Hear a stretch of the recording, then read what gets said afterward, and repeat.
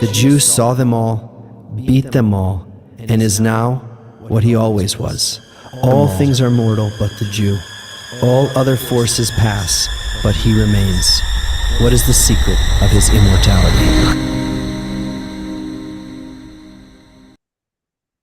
Yeah, what is the secret of his immortality? That's I think we forget sometimes when we start this show that we're talking about this huge thing, 14 billion years that brought us here, and then the last 2,000-3,000 years of Jewish history and everything, and we're just coming toward some sort of a, maybe I don't want to say the end, but definitely an important milestone. And we're here talking about anti-Semitism. This is the Thejewfunction. If you're just joining us for the first time for some crazy reason, please do yourself a great favor and join subscribe and everything, but go to Spotify or YouTube and listen to the first 22 episodes, because they really do lay out everything better than what we can say here. And they explain why we think that anti-Semitism can be explained by the laws of nature, why you can learn about its roots from looking at historic patterns, and especially from delving into the words of Jewish sages who have been talking about it for millennia. And even network science is helping us to prove it. And lately also psychotherapy, I think we added to the mix, and a few other things. So in other words, our theory, which is not ours, is really solid, we feel. And that's why we're inviting people to talk about it. And I feel like these days, more and more people are asking these questions, which is good. The circumstances are not great, but sometimes we need a nudge to get out of our comfort zone and ask questions that we didn't want to ask. Maybe we thought there's no answer, and that's why we never asked those questions. We sort of came to accept them as a part of life, but we're not accepting them as a part of life. We think there's a better way, and that's why It's Seth. such a it's such a wow, what an incredible era we're entering. We're like right at the cusp of this whole new way between AI and politics and the Middle East changing and everything. But if we zoom out, because we're all like all day like on X or Instagram, whatever it is, like what is going on? What is going on? But if we zoom out from that like minute to minute frame, like you said, 14 billion years ago to the Big Bang, to when our perception shows us that reality started, it took about 10 billion years for Earth to be formed. So even our planet, which seems like, it's been here forever, it took 10 billion years. And the whole Earth wasn't covered in plants in a day. That took a couple billion until the Earth was covered in plants. And then it took hundreds of million until you got animals. And then, even humans like we are, only couple 200,000 years maybe. And so if we really zoom out, we're at the beginning. Just like the whole earth wasn't covered in plants in a day, the whole earth wasn't covered in love, won't be covered in love in a day. This is the beginning of that. Before us, if you just go backwards, it was animals, and then we started making villages and planting crops and doing other stuff. There was never such a thing that the whole earth was filled, the whole galaxy was filled with love. This is the vanguard of that. And so while we're here under the guise of talking about anti-Semitism, we're talking about fundamental laws of nature. And if you wanna make it even more dramatic, there was really not much free will going on. Also, everything was kind of like predetermined, if you will.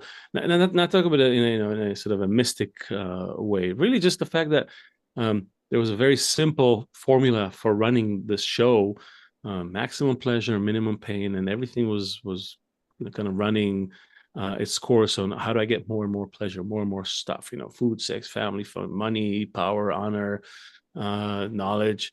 And we're finally getting to a place where we can exercise some modicum of free will to start asking ourselves, okay, where is the truth in all of this? Not just where it feels good now.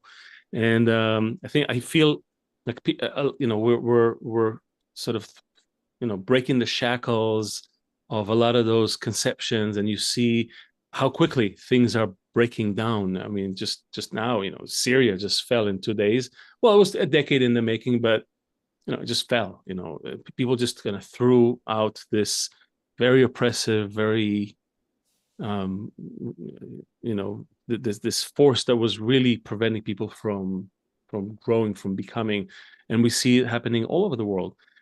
People are, and it's a process. You may move out of one oppressive lifestyle into another oppressive lifestyle before you emerge into something better. But those are, for me, and not just for me, also for the, if you look at the people that we study, those are all indications that that something is changing.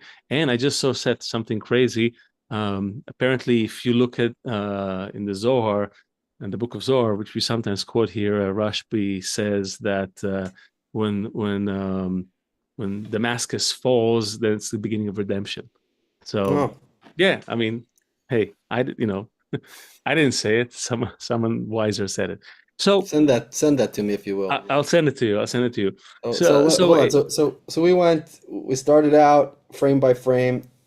We went out to as big a picture as we have in our perception, which is a couple 14 billion years. Now let's bring it back to boots on the ground, to one person.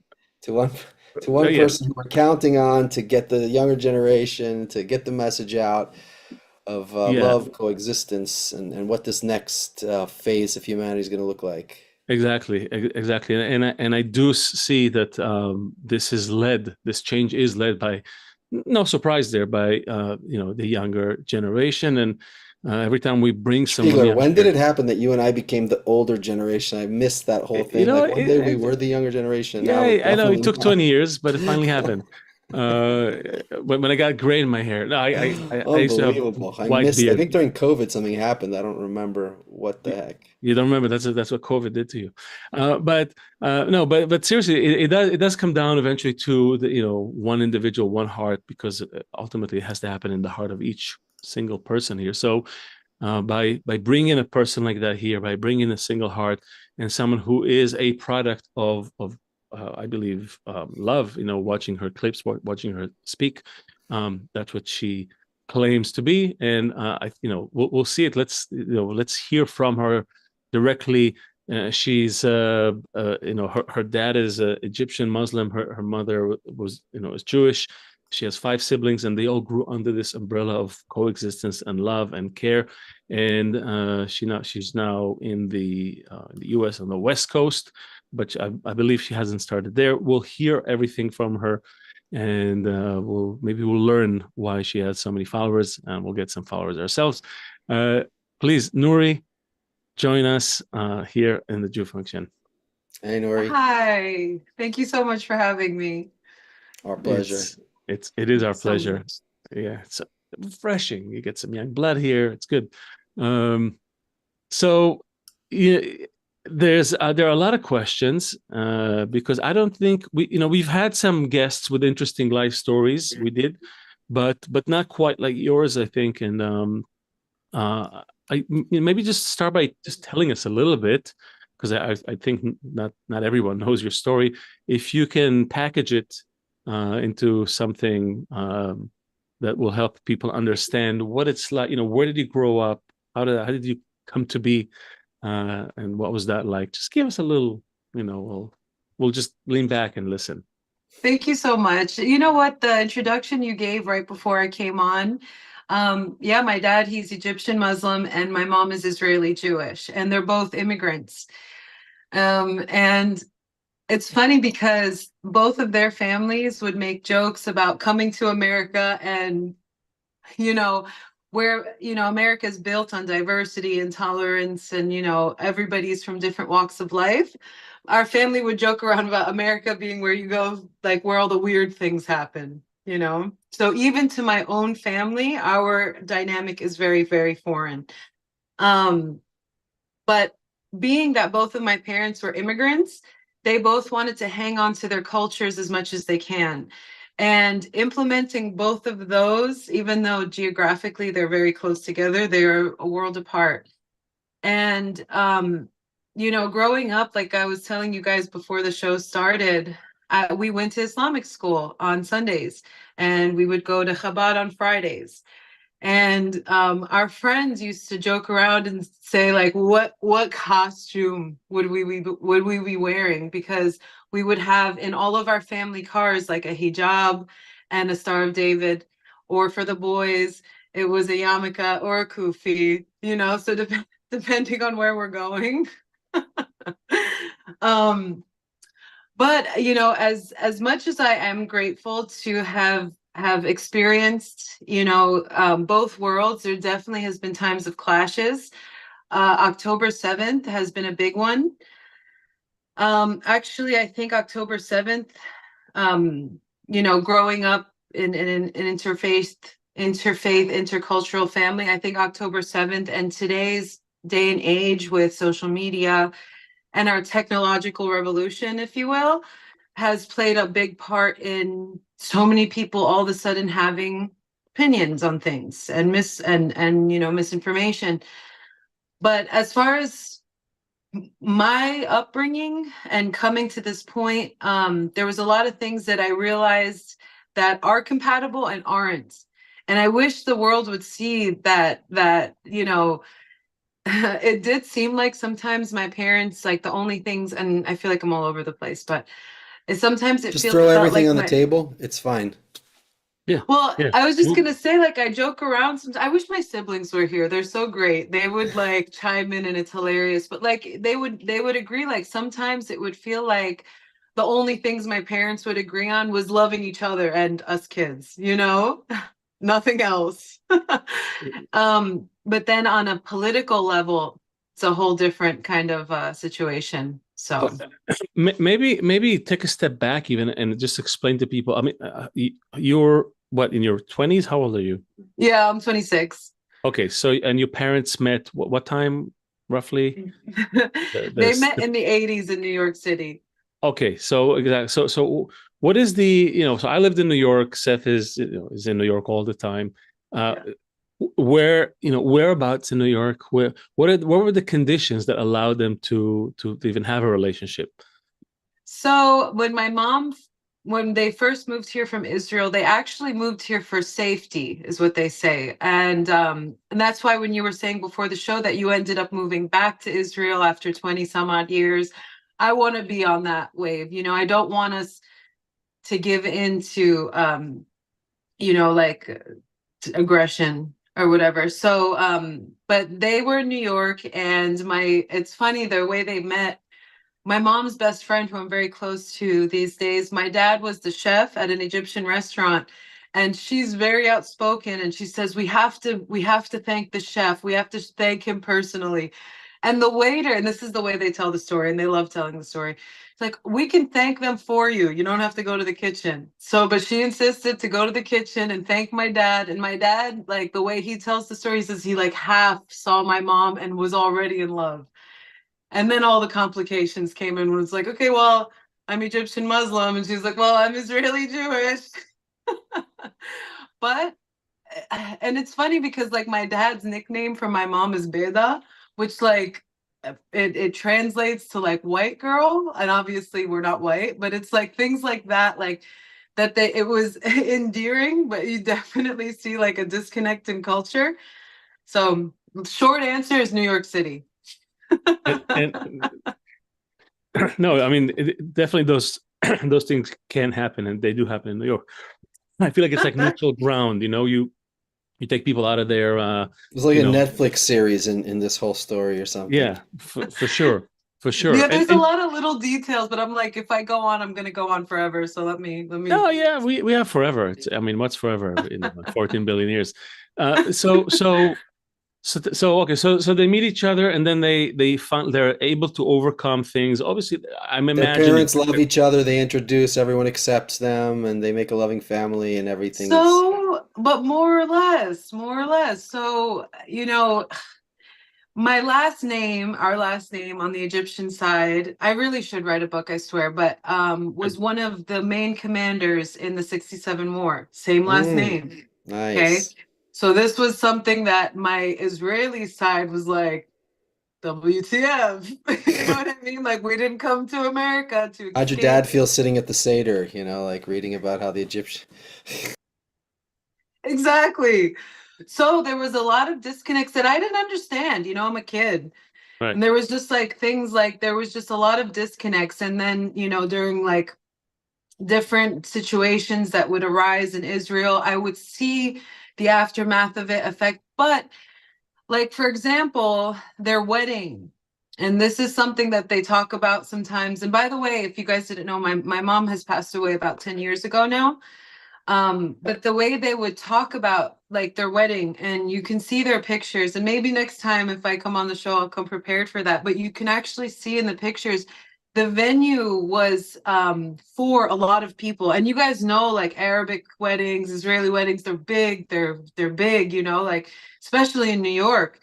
And my mom has a lot of family, my dad has a lot of family, a lot of friends, and you can see that in their wedding pictures, all of the chairs and stuff and the tables were brought closer because so many people didn't show up. And this is something that they acknowledged, that a lot of their friends and family did not agree with my parents' union. Right. So So it was like a love story, but there was definitely stuff like that that they acknowledged. so which again, I think, I mean, I feel like we all agree this is, you guys are they were the exception to the rule.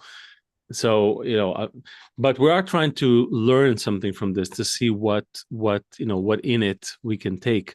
And so fast forward a little bit, you're born into this family. You're the eldest, the youngest, in the middle somewhere. I'm the third of six. Okay, so sandwich girl. Okay, so all right, so you grew up in this family, and you said the one thing that they agreed on was this love between you. What was, how was everything else? Like, what was the day to day like? Was there a lot of, did this this strange union, did this feature a lot in your day to day, or just like on holidays? How does it work? Well, funny enough, my parents had separate kitchens, which I talk about sometimes. And that was something I didn't understand growing up, because like my dad would cook cheese and meat together, in his kitchen and stuff, and use his plates like however he wanted. And my mom wouldn't. She would use her plates a certain way, and she wouldn't let my dad use her plates. And these are things I didn't understand growing up. So those were like things that were like in my face.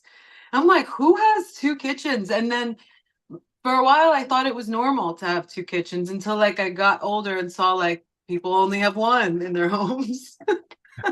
And so those were things like that were day to day that were evident. But then also we would go, like I told you guys, we would go to Chabad on Friday, and we would go to Islamic school on Sundays.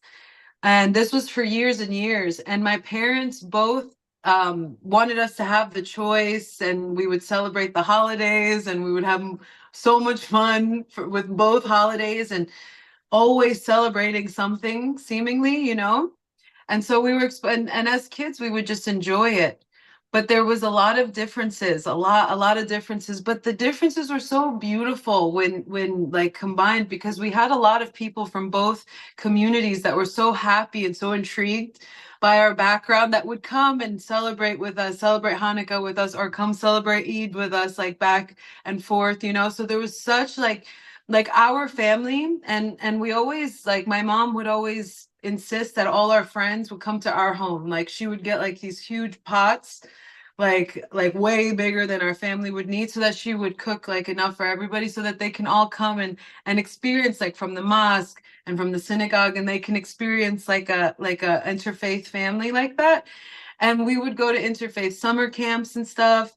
And it's just like seeing how compatible the both worlds could be is such a beautiful thing. And I feel the world should see more of that. Like, The, obviously, like I told you guys, there's friction, there's no, Nori, there's but there's there's like religious compatibility, and then there's like cultural compatibility, and there's just like human Personal. compatibility. So where did that fit? Because if you're talking like religious, like obviously there's in any two religions, the reason why there's different religions is because people have different views, right? And then Yes. culturally, um, you talked about the kitchens or something, and then just like on a human level, if you just meet somebody in the park, you can, and your kids are playing together, we don't have to talk about a religion, we don't have to eat a meal, we're just hanging out as two humans. So like, where were the places where there was no, where everything just kind of came together? Really, when it came to, and it's kind of on a human level and a religious and cultural level if you want to marry or couple the three. But it was basically like on a loyalty level. Like there was a loyalty to their culture and religions. And it was difficult sometimes because, as you guys know, there are some things in Islam that contradict Judaism because Judaism came way before. Like And, what's an example?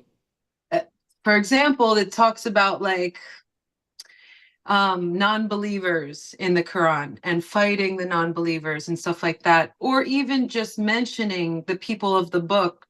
Torah doesn't mention that because there were no Muslims or Christians, so those were things that were a major disconnect. And also Islam is more how should I put this, like regulated. There's more direction in Islam, and Muslims will tell you it's a way of life. Like you wash yourself a certain way. When you walk in the door, you say a certain thing. When you get in the car, you say a certain prayer before you eat, everything else. And Judaism, and the way my mom would present it to me, especially being an Israeli woman as she was, she would always, we would light our Shabbat candles. She would show me the different cultures and everything, but she would always encourage choice. And there was times where, I would come to her with things from Islamic school and say, look at this. And she would be like, no, you have to question that. And I would go back to Islamic school and I would question it, and it wasn't tolerated. So there was disconnects in that, but it's not to say that Islam is a bad thing. It's just because I had both perspectives to question. Like human nature thrives off of um routine, direction, like if we have a routine, Islam is that. Like if you want to be Muslim to the T, your day is pretty full, Well, but hold and on. You can say that about Orthodox Jews as well. I mean, if you want to get that's into true. That's specifics. very true. And that's why I said the way my mom presented it to me, because Judaism at the end of the day is an ethno religion too, because you could be secular Jewish. You you can't really be secular Muslim. You're either That's true. Muslim or you're not. And that's something that a lot of cultural Muslims, But because what that's a does that new age mean? thing. What does that Mhm. mean? I don't know what that means. What? I mean, can't there be a kid in my son's high school whose parents are Muslim? He's Muslim, but he's not practicing everything. So Exactly. Exactly. So that to me is cultural Islam. But according to the Quran, you're supposed to pray 5 times a day. You're supposed to fast. And these are things. And that's why if you ask somebody who's Muslim, they'll say it's a way of life. Cultural Islam to me is a newer age thing, especially because it's been implemented in governments around the world and everything else. Well, So this also, is something people are born into. also, I think Seth, and we shouldn't forget it. I mean, it's in comparison, it's a much younger religion, so it probably hasn't also gone through all the just normal developmental stages of a religion, right? Like Jews have been around and long enough to go through all the different scrutinies and cultural, not cultural, assimilate, not assimilate. I'm a little bit of this, a little bit of that. I'm Orthodox, no, I'm Reform, I'm convert. All these scrutinies. Probably they haven't gotten to it. And again, I'm not generalizing, but Jews have had their religious wars many years ago. Christians had them. The Crusades. Many For Muslims, it's now in many ways Yeah. around the world. If you look at it, that awakening is now, that the jihad is now. Yes. So I think it's also, you can't really compare it on that level. My question, I get, Exactly. my And that's question, a huge disconnect. Yeah.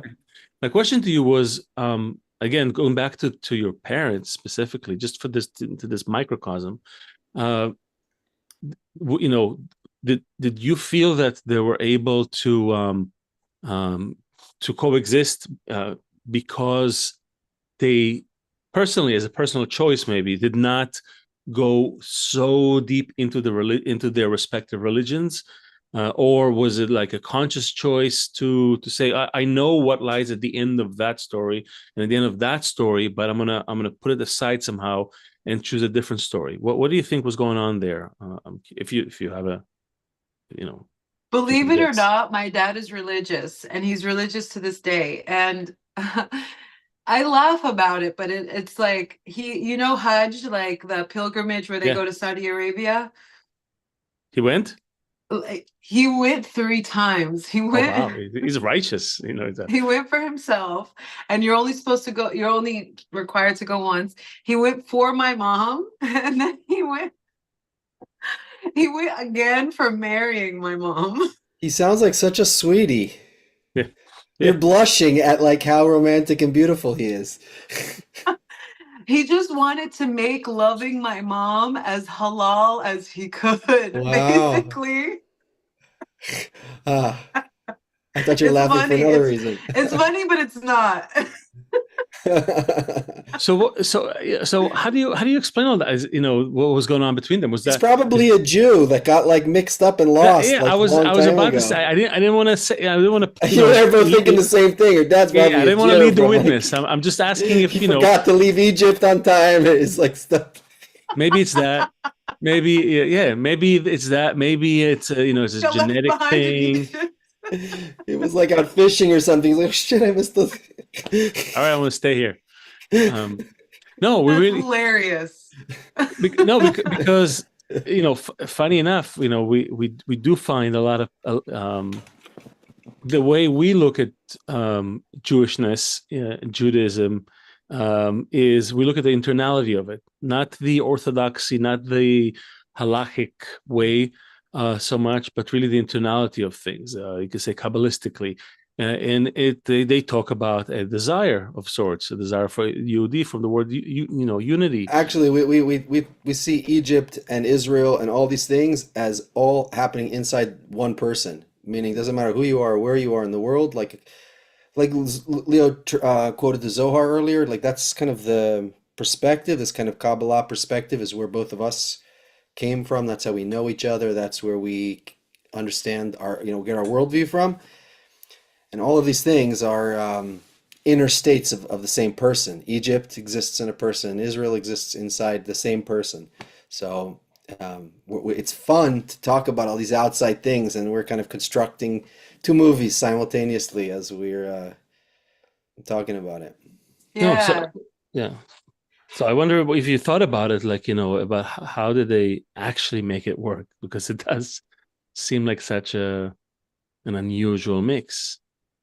It is unusual. And like I told you guys, even to my extended families, like my mom's been gone 10 years this year, and they're still like, what exactly was the attraction? Like those, and the thing is, like our families, they're vocal, like they didn't leave much to the imagination. Like there's an Arabic saying called Haga, and it translates to something weird.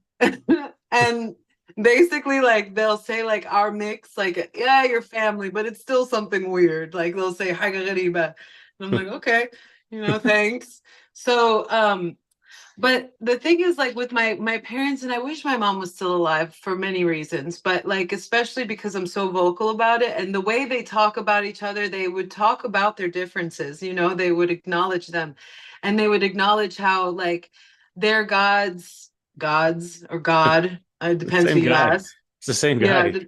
yeah. So they'll say like they preach tolerance and love, but like there was like, you know, that air of, if my mom ever became Muslim, that would be a huge accomplishment for my dad. You know what I mean? If we ever became Muslim, that would be, so there's that air of that, because as a Muslim person, your main objective is to be a good Muslim and to have good Muslim kids. So when he married my mom, and he knows, you know, through Jewish law that we're going to identify as Jewish, there's also that law that if you're born by a Muslim dad, the Muslim world can regard you as Muslim.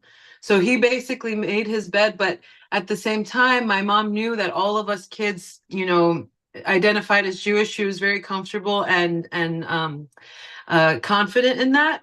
But at the same time, my dad is the surviving parent, and there's definitely still that, and that's just something fundamental. And I think as time goes by and as he gets older and closer to his religion, there still is that. But at the same time, like he understands like where he's coming from and how my mom was, and he's like, well, maybe you guys will marry a Muslim man. So just like your mom did, even if you don't become Muslim. So there is still that major disconnect, and it's a spiritual one. Like, you know, like all of us kids were successful, you know, and we have our families and everything else, but there's always that. And that's something that interfaith families, interfaith children like myself, me and my siblings can definitely understand it and feel. I'm curious. You said that they were that they sort of they had a lot of, you know, disagreements, or, you know, just things that they couldn't, you know, see eye to eye on, but that they agreed on their love to each other and to you guys. And I wonder if you can get more granular. They're like, how did that manifest? Was there like a daily thing? Was there a ritual? Was that a weekly thing, a holiday thing? When did that come up? Because it's very easy to get swept by, you know, the pool of the two families, of the different holidays, the different whatever it is. The conflicts, you know, conflicts tear us apart all the time. I mean, look at the world right now. There's more conflict Yeah. than non-conflict. So and specifically, just, you know, in Israel and among Jews, there's always been a lot of, you know, we're based on that. Like, you know, this whole nation is founded on this continuous struggle between brothers, between friends, but, you know, it's at the root of this religion, and yet somehow to rise above it. So the question is, how did they do it? How did they bring that love to life every time? Like really on a human level, like they would just have a lot of fun together. They would go on trips as much as they can, just drive somewhere, have fun. They would like to build things together, like our home projects, they would always do them together. Like when it came to getting along, and they would laugh all the time. Like my parents would crack up all the time, and they just got along and they made their differences work. Um, you know, and I think there was like a certain, I don't want to say like attraction, but maybe that would be the right word, because, you know, they would have to, my mom would wear hijab when we would go to places for my dad, or my dad would wear Magen David when he would come to places, and a yarmulke for my mom. So it was like, you know, there was like that certain level of like, yeah, I love you, but there's like rules here, you know what I mean? But like those differences, and like with our family and how much interfaith like communities they built around their love and just getting along and just being compatible with one another was awesome. But I wanted to mention something on what you said about, you know, the nation that's basically like built on defending itself. I went to Sfat. I went to Israel in January and February of this year to basically volunteer after the war, like help on the farms and all the kids that have been displaced, like teach them English and stuff. I miss those kids, but um, it was I went to Svat for a couple of nights for a Shabbat, and I went with this rabbi, and we went to meditate. And afterwards, I said, like, why is Israel like, why, like from the jump, you know? And I don't know if you've ever heard my live debates, but that's really like what I'm known for on social media, is I debate on the behalf of Israel a lot. And I say, you know, Israel was never given a chance to prove herself. You know, from the jump, 1948, they like to call it Nakba this and whatever. I said, Israel was never even given a chance to show how she would have coexisted. Not even, it was some odd like 17 hours after Israel reestablished herself and this Nakba day. It was like literally like 17 hours. I said, you don't even know how Israel would have conducted herself. She's never given a chance before she had to go to defending herself, you know, and all this conflict that has been rolling through almost 80 years later. And he said to me something so profound. He said, you know, a big part of the Jewish identity is protecting it. And I'm like, that sounds exhausting. But then again, you got to consider, you know, after thousands of years, you know, we made it back to Zion. So that struggle, that defense, that trauma, you know, it's been worth it. So I just wanted to add on to what you said on that point. Nori, is there a way to um uh I guess like when a kid is walking, like the mom keeps or the dad keeps like taking a step back as the kid, walks, like if the kid had vocabulary, he'd be like, "What the hell are you doing? I'm trying to reach you." And the parent like steps back so that the kid now can take 2 steps, and the parent takes another step back, and the kid can take 3 steps. And in the kid's mind, he's like, "I'm gonna die." It's like with Israel and its relation to the creator, it's almost like there's always, like you said, she didn't even get a chance. And I'm wondering, is it possible to do this proactively? Or if you like look back, like we always kind of need that like stepping away in order to advance, and like, pulling back in order to make the move. You know, is it possible? Do you see that it is possible? Like, because the way you just said that, I felt like hope, and I felt a lot of promise in what you said, and I felt a lot of potential. Like, wow, just give her a chance, and she would have blossomed. And can that happen? The saddest part is obviously it's been a lot of struggle for us, been a lot of trauma for us. You know, Israel's building laws now you have to have a safe room and a bomb room, obvious or a bomb shelter. This is traumatizing for this to be so much of a part of the Jewish state that it's like the weather. But at the same time, we also have to recognize our former enemies, like Saudi Arabia, like Jordan, like Egypt, these countries that have waged wars on the behalf of the Ummah, now understand that being our enemies is simply not worth it. And we see what happened, you know, that vetting process in Germany, for example. You know, the Holocaust isn't ancient history. You know what I mean? There was a vetting de-radicalization process that needed to, you know, and now part of becoming a German citizen, you have to recognize Israel. You know, so there's a lot of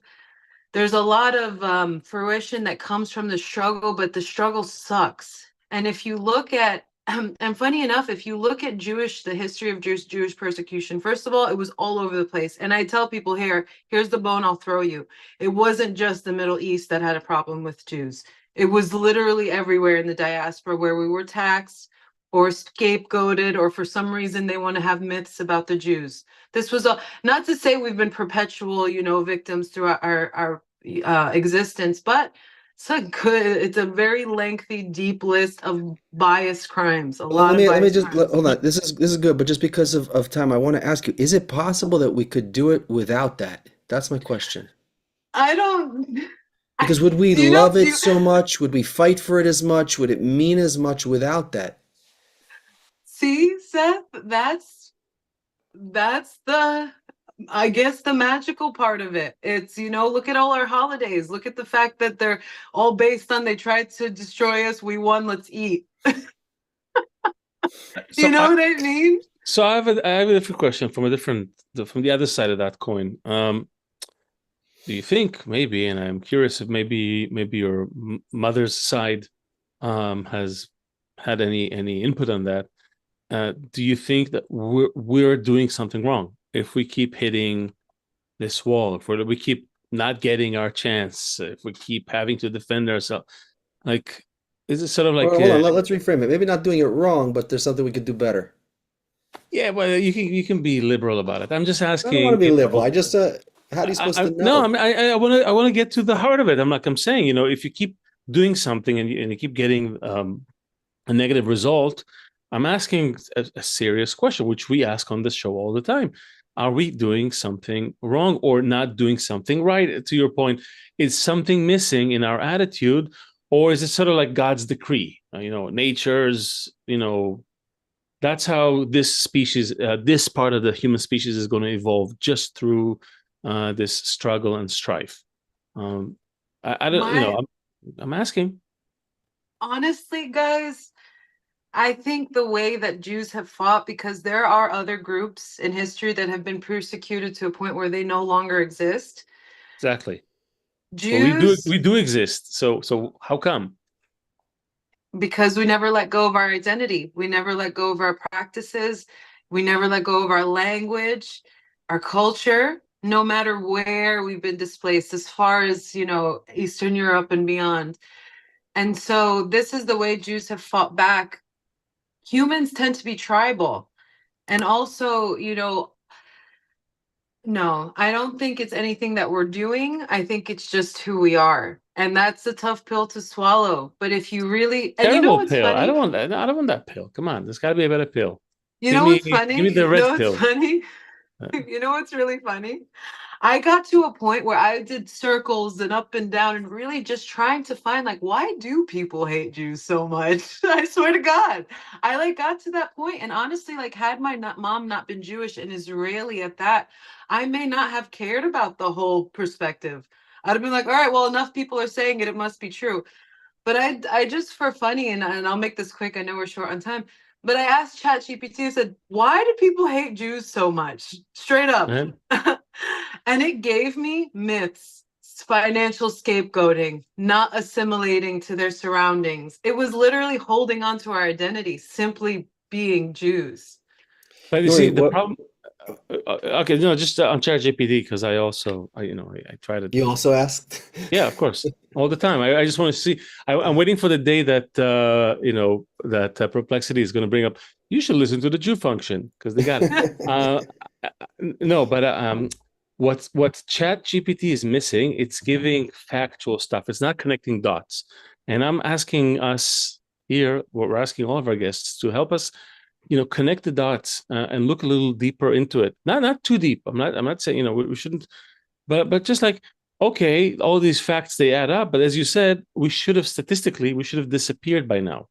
So if we haven't disappeared, it means that there's something we got to do here. It's like we were important for the system somehow. Do you feel sometimes you wake up in the morning, you feel like you're important here? You have something to do here that it's important. You can't just not do what you're doing. You can't not advocate for this. There's something pushing inside of you. Do you feel that force?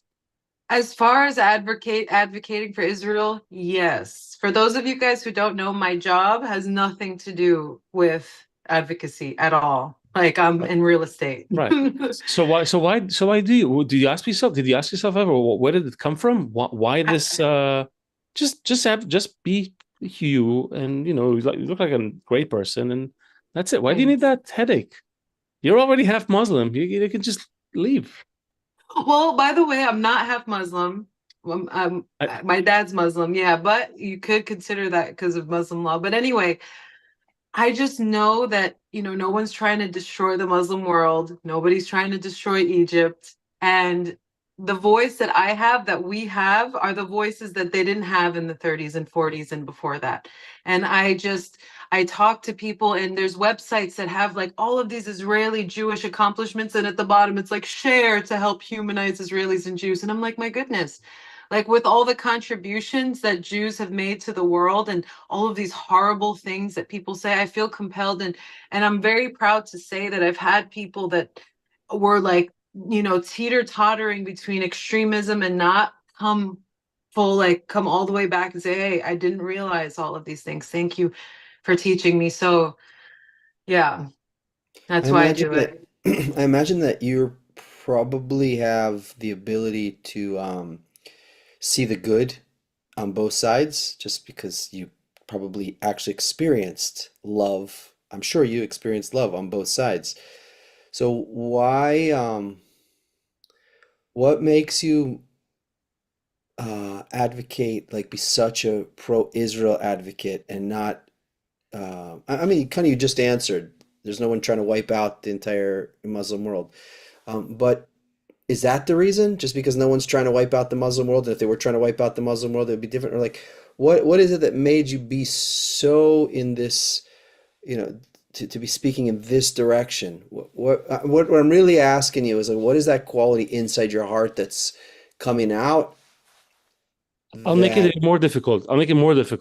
Okay. really, why advocate for this? There's so much hardship, as you said, and it's a struggle. And if you ask the other side, so to speak, like everybody who's against it, maybe the world would have been better without this tiny group of people who stirs so much, unrest around the world.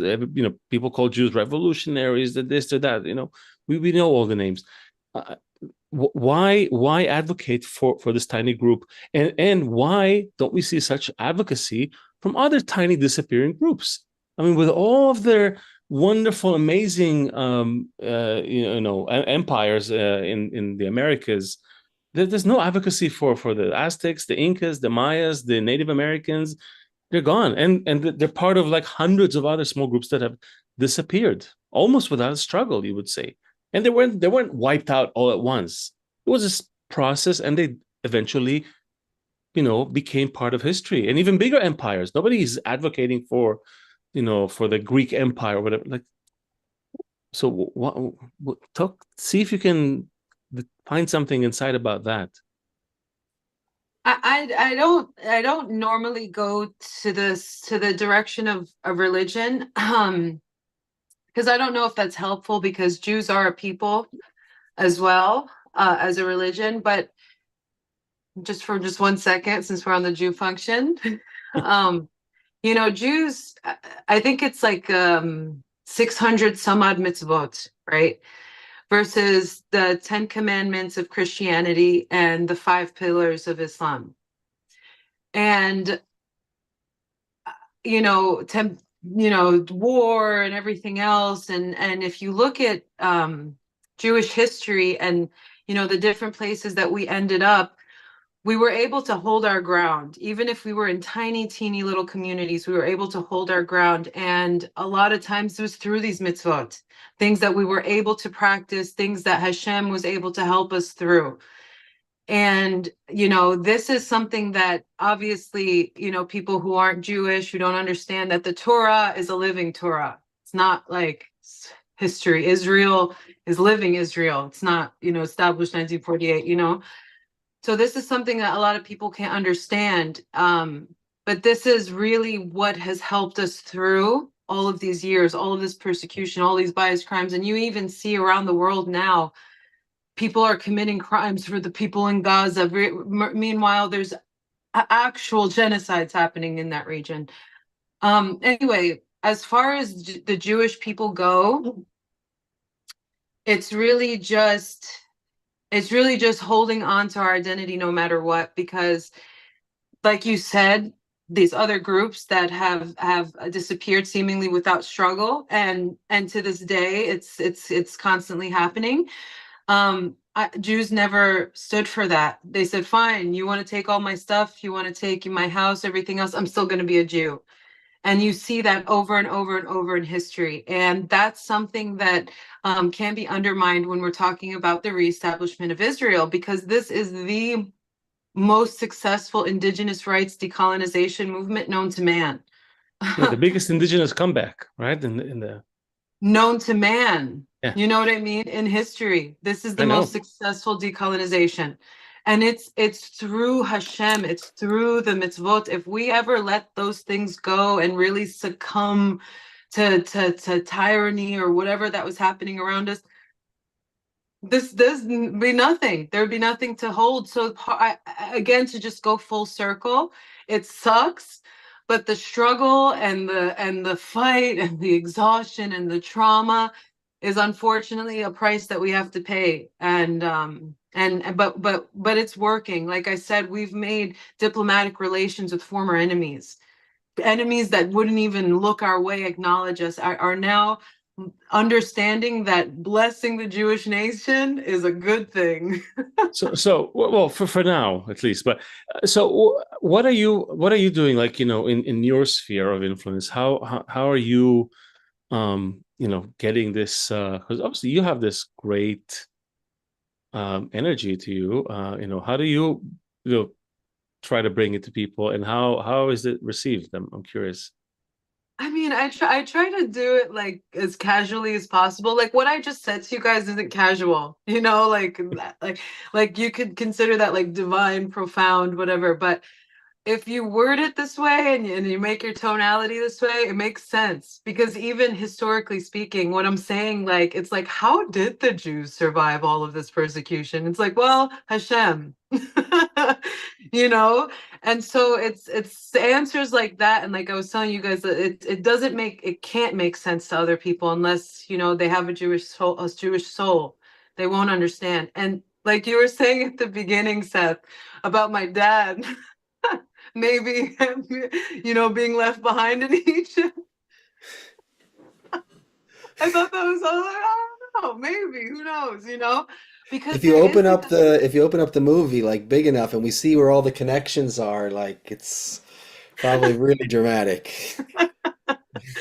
so you never know, but at the end of the day, like it's you know, we're getting to a point and it sucks, but you know, people, especially in that world, in that geopolitical world, you can dislike Israel, but we need Israel. So here's Israel's the good thing. for the world. When we started, we said like the earth wasn't covered in plants in a day, right? It was a ball of fire for 1 billion years or whatever, and eventually cooled down and you got plants, and it wasn't covered in animals in a day. And it wasn't covered in houses and roads in a day. So now we have this, and it was messy. All those Are you processes saying were are you super. saying it's going to be covered in Jews at some point? Where's this going, Seth? Okay, so maybe not like Jewish people, but what is the thing? Like you said, I mean, Nourie, I'm writing on what you said, that if it wasn't for Hashem, like there's this godly thing that preserves these people. So what can we get? What can we kind of conclude that these people are supposed to be doing?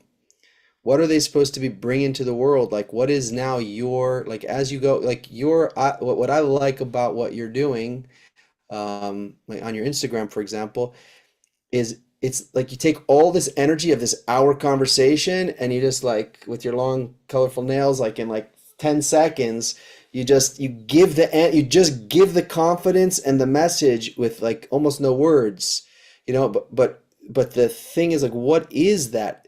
Like, let's name it. Like, what is the thing we're supposed to be bringing to the world? Why did Hashem preserve this people? Like, that's really what Spiegler and I are like, that's our thing. That's what we're trying to bring to light. Like, I'm asking, like, what do you feel that is? I mean, even statistically speaking, we Jews carry what 24% of the Nobel Peace Prizes, for example. Israel's 76 years old, and there's over 40 countries worldwide that depend on Israeli medical innovation solely. 40 countries around the world. You know what I mean? This is just statistically speaking. This is aside from the fact that Tel Aviv is one of the tech capitals of the world. This is 76 years young, this country. So when people are saying, what do they bring them? And then when people say, oh, I'm going to boycott Israel, I'm like, good luck living in a cave. Israel had a huge hand in the PC revolution. Israel was one of the first partners for IBM and HP. And I'm like, the chip in your cell phone that you're using to talk smack to me is part of Israeli innovation. Good luck. You know what I mean? When it comes to contributions from Israel, people, they underestimate it. And it's all because of this narrative, because if they turn around and say, hey, we need Israel, then not only would they have to acknowledge, accept What do, Israel, what but do they they would really need have us to. for? But beyond medicine and beyond, I'm not quizzing you. Like, like like it's got to become like obvious to everyone. Like, what do they really need? Like beyond, because you're right. Like if we put the facts on the table, like the cell phone that you're plotting against us on, like it comes from us. Like the medical tech, And like it could blow Sinwar. up. What? And it could blow up. Yeah. No, but like, no, I mean, like, Sinwar's brain surgery was like done by, it's just like everything, no, anywhere You you know go. what's crazy? I'm sorry to interrupt. Just last year, and people don't realize this, just last year in 2023, in the summer, before they freaking committed October 7th, The second time ever, a Gazan boy, he was in a car accident, and they pronounced him, because of everything that was detached in his neck, that he was internally decapitated. Yeah. Israel, for the second time this surgery has ever been done, saved his life. A Gazan boy. And I'm like over here like, what aren't we doing? You know what Right. I So if mean? we, but the thing is, it doesn't matter if we like give everyone in the world an email or a flyer telling everyone why the Jews are, we should be thankful to the Jews for all the inventions, right? If something doesn't move in the heart, it doesn't matter, So, but I will. I'm sorry to rain on this parade a little bit, but okay. I no, because we when we read the words of Jewish sages, they do talk a lot about, you mentioned the 613 mitzvahs, the 10 commandments for the Christians, which, by the way, also came from the Jews, and then the 5 pillars of Islam, which are a little different. There are some similarities between Islam and Judaism, and Judaism and Christianity, but there are also some marked differences. Like Maimonides says, you can learn Torah with a Christian, but not with a Muslim, for example. There's things, because they kind of take different ideas in a way, but all those mitzvahs of the Jews, they all come down to one commandment, which is love your friend, your other, your neighbor as yourself. The way you love yourself more than anything else. So that's how you need to love the other. Kind of like a motherly love, right? That just loves the child beyond. That's the one mitzvah. That's the one rule that includes everything, includes all the things. And you see, you read. I always have like a document of quotes that we like to give to our guests, and Maimonides, right? Love your neighbor as yourself. Everything that you would like others to do for you, do them for your brothers. Or Rabbi Shmuel David Luzzatto, our nation's success depends only on brotherly love and connecting as one family. The intention of Shem Shmuel, the intention of creation was for all to be one bundle, to do the Creator's will. I mean, it goes on and on and on about this love thing, and so I wonder if this love, the same love that was able to live, between your parents who are so different, are we can we say with all honesty that we are carriers of this love, even between ourselves, us Jews, let alone the rest of the world? Now, I'm not discrediting all the great inventions that you mentioned and all the great statistics. I'm talking about love, just this love, this beautiful quality that made this an unholy marriage last and triumph, right? Can we honestly say that we're doing this between each other all the time? Yeah. Yes. And I think the core of love, and for Jewish people, for Muslim people, the love of life, you know, obviously that's, with the war and everything and shaheeds and whatever, that's whatever negotiable on that side. But as far as like the Jewish mitzvot coming down to one, which is being love, the love for life, the love for creativity, I believe reflects in all of the accomplishments, and also our survival through all this time, and not hanging our heads or using, frustration and trauma as a crutch. We're always looking forward, looking to grow, looking to love life and light and move forward. And with my parents, that was it. That was it. Like when I tell you guys, literally sometimes, and maybe next time I gotta introduce you guys to my siblings, because you guys will laugh. They're hilarious. Yeah, you got But it. they're hilarious, and they know the complexities like I do. And but it really seemed like sometimes that's the only thing they agreed on, is that they just love each other. They love being around each other. They love each other's energy and laughter and just enjoying each other's, company. And yeah, I think that should be the basis of everything. That's a huge example that no matter what, we're gonna love. Like if we can get that message out, it seems like during the you're in the States now? Yeah. Yeah. So during the presidential election, it's like we're all split around LGBTQ, or we're all split around, I don't know, this, we're all split around, but probably like at least 80% of everything we could probably agree. Like everyone wants to be safe, everyone needs money to like be able to live comfortably. Like so much we want we could probably agree on, and then it's like, and if we can all agree on all those things, solving the 20% that's the problem will be so much easier because everyone's going to have patience for the other one, be able to listen to the other one, and then probably the real problem stuff is going to be, and even 5%, 10%. I'm excited from this conversation, and I really wish you a lot of success in I think like your heart was through all those thousands of years of whatever happened in Egypt and then Israel and whatever, and with your parents and whatever, it like really created like a special. It's incredible when you like look, and we Special started the show. vessel. It's like 15 what? Special vessel. Yeah, we talked about this like 15 billion year process that like brings all these forces together, and like you're a perfect example of these two kind of opposite things that live together, and your conclusion is love, and it's like you're a living example of what needs to happen. I'm really inspired by it, by you, and Uh, by I- possibilities.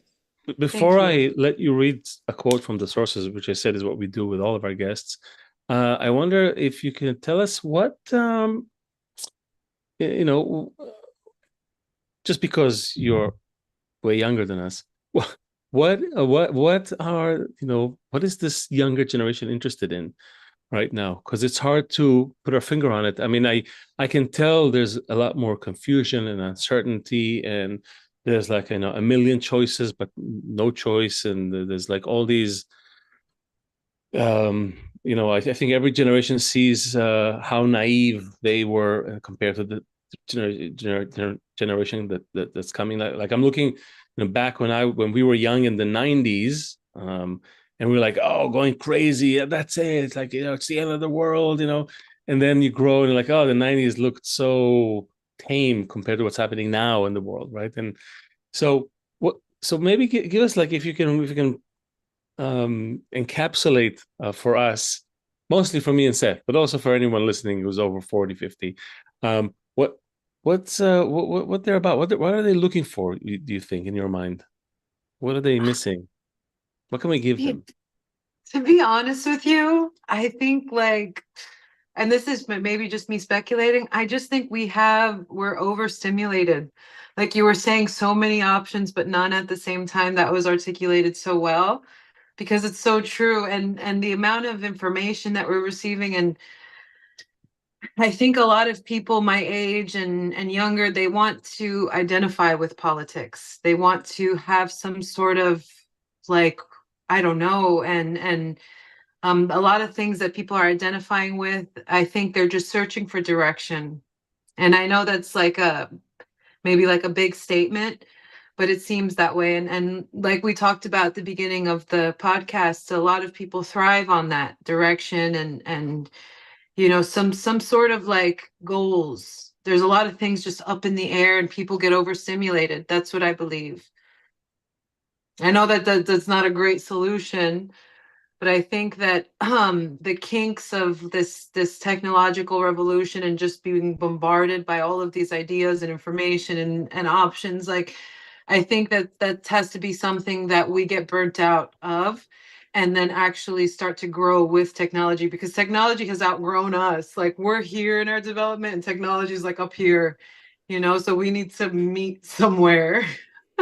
Well, That's my opinion. I happen to think that this is a great opportunity to say goodbye to mainstream media and everything else. Just focus on a few select channels of independent media, like the Thejewfunction, for example, and really just destimulate yourself a little bit, and just leave just a few really good quality, high quality channels to yourself. But I might be biased. You don't need Nourie, anything but the Thejewfunction. just the That's a Thejewfunction. fact. For sure, I think so. Uh, but you'll get everything here. I put it in the chat a little extra a quote from from Rabbi Israel Meir HaKohen Hafetz Chaim. Maybe you know his name. Maybe you heard his name. So if you can read it for us, that would be phenomenal. Okay. Let me do this. Okay. When is the Creator fond of creation? When all of Israel are bundled together without envy, hatred, or competition among them, and each one thinks of one's friend, well-being, and favor. At that time, the Creator is delighted with his creation. That is so wonderful. Oh, You can keep that's it. so wonderful. It's a gift from us to you. Nourie, this just flew by. So we got to have you again with your siblings and the whole family album. And, we'll have a laugh. I felt like I got a little window into another soul, and this is really the real reason we're doing this, is because we get to meet phenomenal people here. I just hope that you touch more people with this. Yeah, we're wishing you a lot of luck in spreading this message of love. Yeah, more luck than the Thejewfunction has had so far. Thank you so much for having me, you guys. Yeah. You guys are awesome. Well, thank you from Thanks. your mouth to the Creator. We are the Thejewfunction, and we'll be here again. I think next week already, right, Seth? If I'm not mistaken, next week, and until we solve this, until we bring love to the whole world, that's our mission. Like, follow, subscribe. Obviously, definitely subscribe. Bye, Nourie. We'll be in touch, and definitely leave a comment leave a review on Spotify. This really helps. And that's really all that you need to do. Talk about it, listen to it, talk about it, spread it. Seth, I hope you had a good time. I had a great time. Was a really special person. Yeah, and like with a real gift and super unique story. indeed. All right. Thanks, everybody. We'll see you soon. I'll see you everyone next week. Bye-bye. Bye.